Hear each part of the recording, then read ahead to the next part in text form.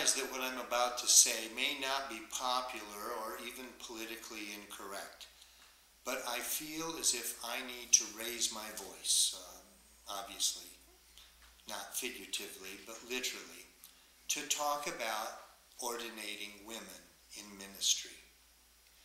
Now, some might ask, why am I authorized to talk about this topic? Fair enough. I say, let's think about the word for just a minute. Authorized, where did it come from?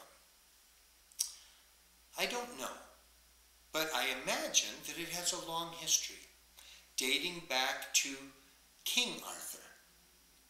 And when King Arthur wanted to give a message, he would choose a messenger. And it was always a man. And of course, I am a man. I'm a single man, actually. I'm a bachelor. And so, as a man and as a messenger, I am authorized to give this message. I have the credulity to talk about ordinating women. Now that may sound like an amazing fact to you, but let me share an even amazinger fact. This is an amazinger fact, and it has to do with science. Science, I was reading a scientific journal, and this journal said that men, the male species, have 10% more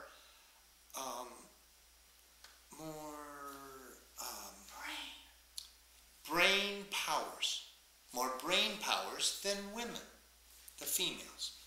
And so, because of history and science and genetics, again, I'm authorized to talk about ordinating women. And here are some very important points that I want you to seriously consider when it comes to ordinating women.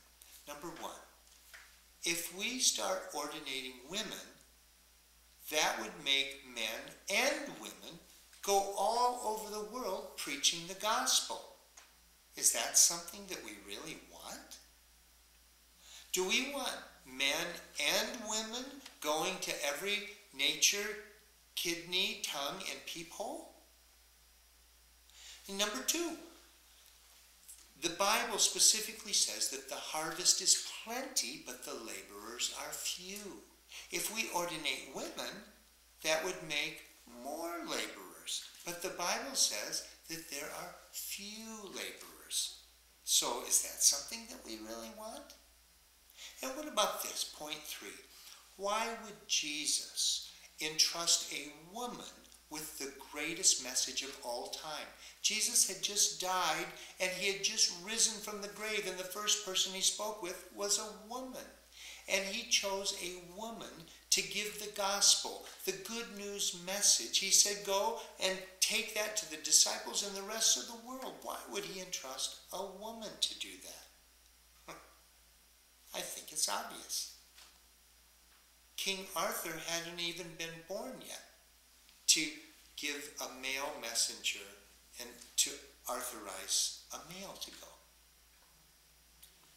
Let me share a statistic with you. 3 out of every 4 people comprise 75% of the entire world population. It's true. Also, another point about ordinating women. If we begin that practice, will it lead to bragging and boasting? Will we see cars driving all over in different cities with bumper stickers that say, my mom was on the honor roll in seminary? Is that something that we really want? And lastly, but not least, if we ordinate women, will we see things like this?